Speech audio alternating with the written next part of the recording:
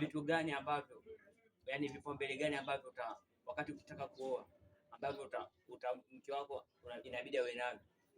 Yaani mke wangu itabidi awe na vitu gani? Vitu gani yani? Hapo yani mimi hapo cha kwanza ni nyashi. Nyashi. Hapo kwa sababu hata ile kukaa nini ndio kwenye kitu na kausha nini akipita hivi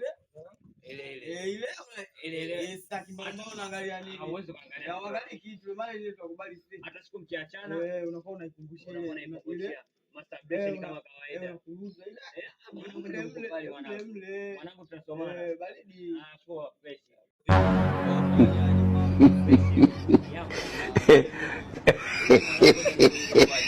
Vitu gani ambavyo, yani vipaumbele gani ambavyo wakati ukitaka kuoa ambavyo mke wako inabidi awe navyo? Yaani mke wangu itabidi awe na vitu gani? Vitu gani yani? Hapo yani mimi hapo cha kwanza ni nyashi. Nyashi. Hapo kwa sababu hata ile kukaa nini ndio kwenye kitu na kausha nini akipita hivi ile sitaki bado unaangalia nini? Hauwezi kuangalia. Unaangalia kitu maana ile tukubali sisi. Hata siku mkiachana unakuwa unaikumbusha ile masturbation kama kawaida. Kuruza ile Mwanangu tunasomana. baridi. Poa fresh.